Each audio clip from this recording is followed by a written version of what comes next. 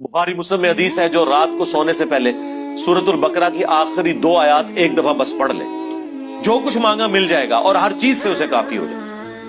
حضرت ابو مسعود رضی اللہ تعالیٰ عنہ سے مروی ہے کہ حضور صلی اللہ علیہ وسلم نے ارشاد فرمایا، جو شخص رات کو سوتے وقت سورہ بقرہ کی آخری آیتیں پڑھ لے وہ اس کے لیے کافی ہوں گی۔ اے مسلمانوں، رات کو سونے سے پہلے نہ جانے کیا سن کر سوتے ہو، نہ جانے کیا دیکھ کر سوتے ہو۔ سورہ بقرہ کی آخری آیات کی تلاوت کے اندر میں یہ سمجھتا ہوں مشکل سے 3 منٹ بھی نہیں لگتے ہوں گے۔ کاش سونے سے پہلے سورہ بقرہ کی آخری آیات کی تلاوت اپنی عادت بنا لیں تو رسول رحمت صلی اللہ علیہ وسلم نے ارشاد فرمایا یہ اس کے لیے کافی ہوں گی۔ اب کس چیز کے لیے کافی ہوں گی یہ رسول اعظم صلی اللہ علیہ وسلم نے نہیں فرمایا، اس سے مراد مطلق فرما کر گویا پیغمبر رحمت صلی اللہ علیہ وسلم اپنی امت کو یہ خوشخبری سنا رہے ہیں، جس معاملے کے لیے تم پڑھو گے اس معاملے کے لیے کافی ہوں گی، ہر چیز کے لیے کافی ہوں گی۔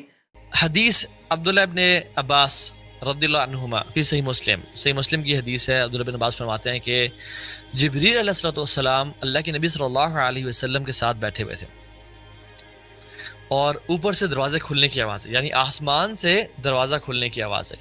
تو دونوں نے اوپر دیکھا تو جبریل فرماتے ہیں کہ یا رسول اللہ، آج اللہ سبحانہ وتعالیٰ نے میں پیرافریز کر رہا ہوں، اگر ایگزیکٹ ورڈز بتاؤں تو آج ایسا فرشتہ نازل ہوا ہے جو پہلے کبھی نازل نہیں ہوا، بلکہ آپ نے پہلے فرمایا کہ آج ایسا دروازہ کھولا ہے آسمان کا جو کبھی پہلے نہیں کھولا۔ اور پھر جب فرشتہ کو دیکھا تو کہا کہ آج ایسا فرشتہ اتر رہا ہے، نازل ہوا ہے جو آج سے پہلے کبھی نہیں اترا۔ تو جب وہ فرشتے آئے تو آپ صلی اللہ علیہ وسلم نے انہوں نے سلام کیا اور کہا کہ میں آپ کو 2 نور کی بشارت دیتا ہوں جو کسی نبی کو پہلے نہیں دیے گئے، صرف آپ کو دیے جا رہے ہیں۔ اور وہ 2 نور کیا تھے؟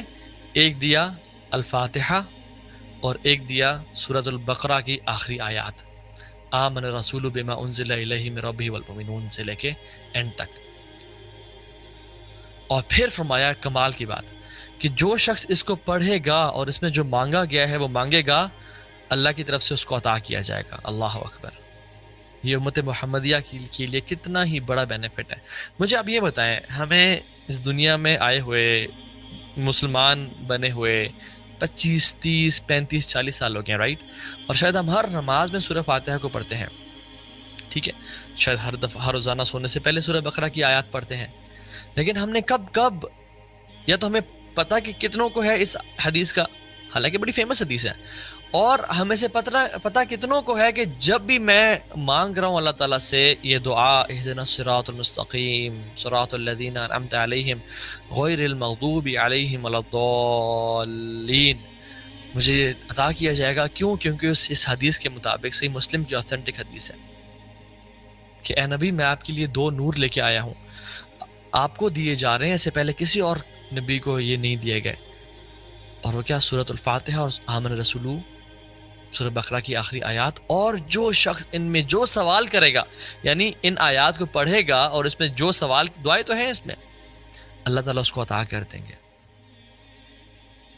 مطلب میرے آپ کے مانگنے میں کمی کوتاہی ہو سکتی ہے لیکن اللہ کے دینے میں کمی کوتاہی نہیں ہو سکتی۔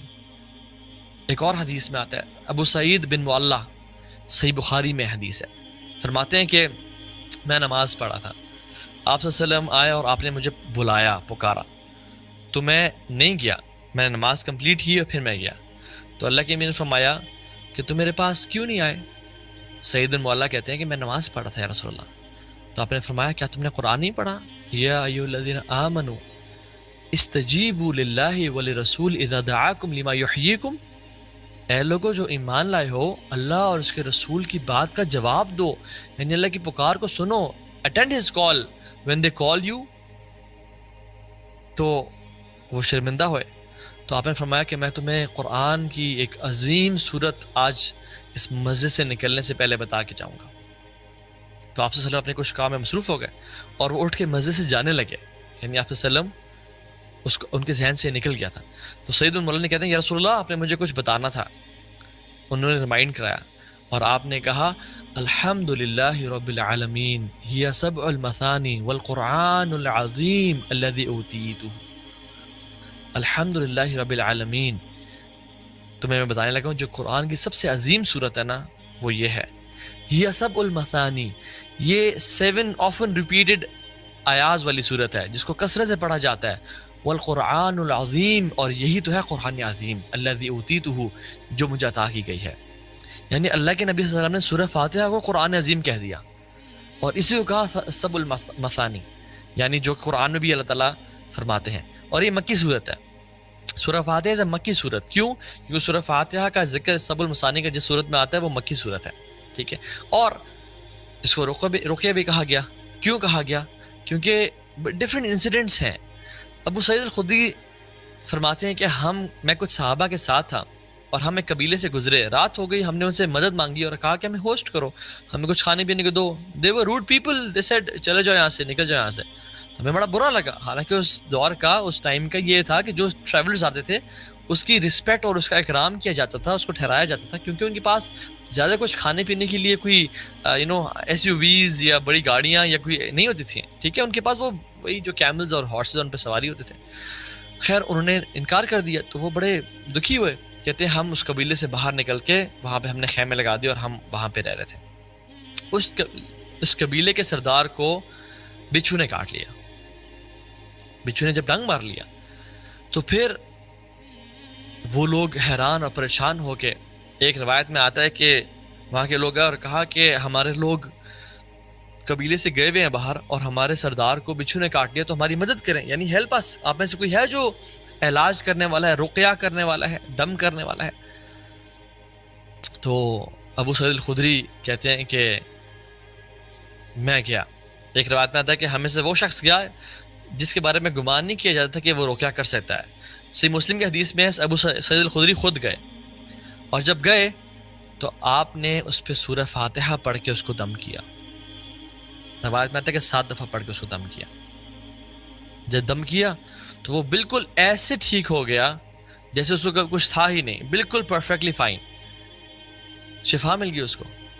لیکن یہ ابو سعید الخدری نے کہنے سے پہلے یہ کہا کہ سنس تم لوگوں نے ہم پہ احسان نہیں کیا تھا، ہمیں ٹھہرایا نہیں تھا، تو ہم بھی رقیہ کرنے کا تم سے اجر لیں گے اور تم سے بکریاں لیں گے.